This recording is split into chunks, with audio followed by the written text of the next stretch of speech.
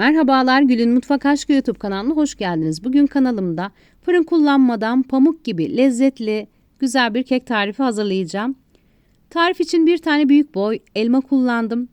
Yıkadıktan sonra kabuğuyla beraber rendeliyorum.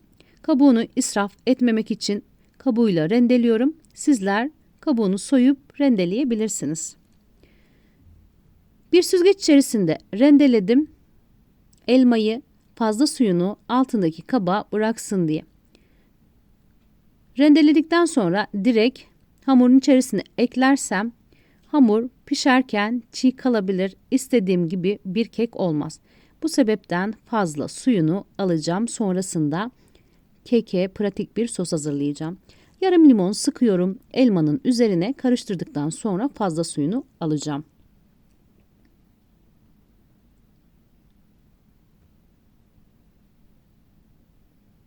Bu aşamada posasını kullandın diyebilirsiniz. Tam olarak posası değil. Ben sadece fazla olan suyunu alıyorum. Yeterli miktardaki suyu içerisinde zaten.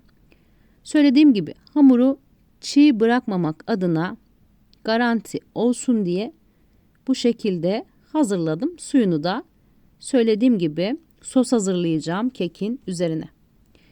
Bakın tam olarak suyunu almadım. Yeterli miktardaki suyu elmanın içinde. Süzgeç içerisindeki elmayı kenara ayırıyorum. Sıra geldi kekin hamurunu hazırlamaya. 2 tane yumurtayı bir kabın içerisine aldım. Üzerine 1 çay bardağı toz şeker ilave ediyorum. Toz şekeri ve yumurtayı içerisindeki toz şeker eriyene dek çırpacağım.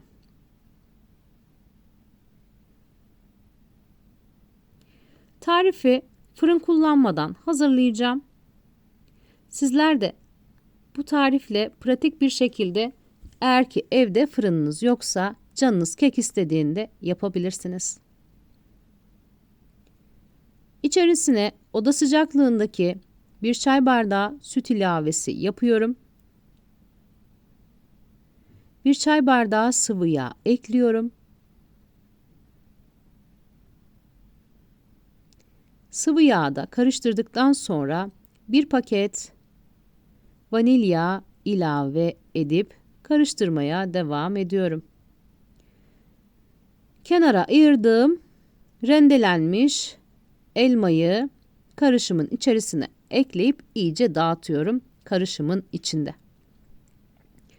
Üzerine 5 yemek kaşığı dolusu un ilavesi yapıyorum.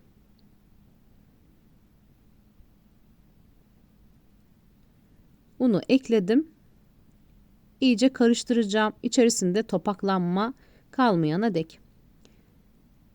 Evde kalıbınız yoksa bu şekilde kolaylıkla kalıp kek yapabilirsiniz. 1 paket kabartma tozunu da ekledim. Hamurun içerisine kabartma tozu da içinde iyice dağılıncaya dek çırpıyorum. Hazırladım hamuru. Kenara aldım. Tencereyi yağlayacağım. 1 çay kaşığı kadar tereyağını tencere içerisine aldım. Tencerenin her tarafını yağladım. İçine 1 çay bardağı ekleyeceğim. Kalıptaki gibi güzel bir kek olsun diye ortasına hem bu şekilde kekinizin ortası yanmayacak hem de sanki fırında kalıpta bir kek hazırlamışçasına güzel bir kek yapmış olacaksınız. Hazırladığım kek hamurunu tencere içerisine döktüm. Kullandığım tencere 18'e 10 santimlik bir tencere.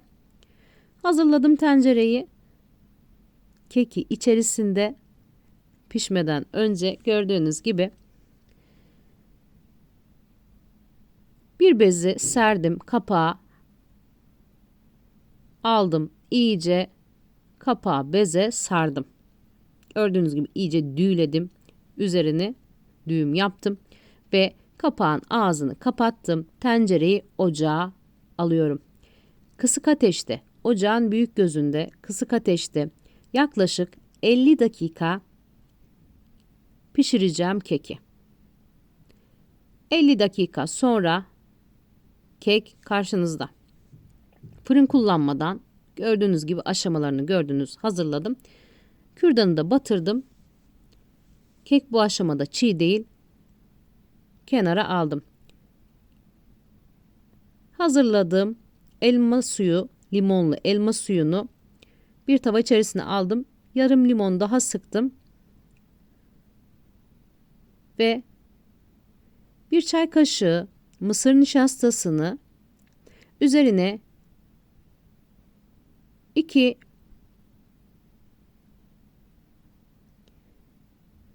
yemek kaşığı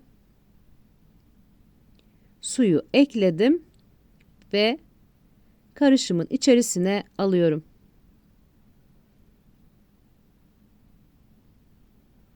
Karışım koyuluncaya dek pişireceğim. Üzerine bir tatlı kaşığı kadar biraz pişirdikten sonra pudra şekeri ilave ediyorum. Bir tatlı kaşığı kadar. Hazırladığım sos mayhoş bir sos. Hem limonlu hem elmalı. Kekin üzerine inanılmaz yakıştı. Kek dumanı üstünde bir tabağa çevireceğim ve içerisindeki bardağı aldım. Dumanı üstündeki kekin üzerine hazırladığım sosu gezdiriyorum. Bir kürdanla poşet içerisine aldığım sosu kekin üstüne gezdirip sonrasında ikram edeceğim.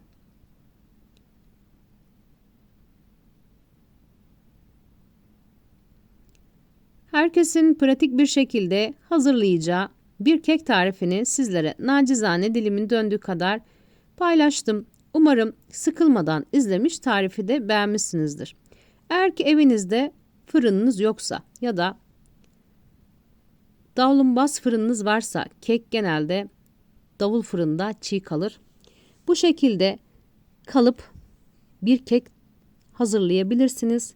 Pratik bir şekilde. Şimdiden hazırlayacaklara afiyet olsun. Tekrardan içini gösteriyorum size. Çiğ kalmadığını. Kanalıma abone olmayı ve beğeni yapmayı unutmayın lütfen. O güzel yorumlarınızı videomun altına bekliyorum. Sizlerin görüşleri benim için çok değerli. Tarifin malzemelerini ne kadar kullandığımı açıklama kısmında belirteceğim. Bir tarifin daha sonuna geldim. Başka bir tarifte görüşmek üzere. Herkese sevgiler sunuyorum.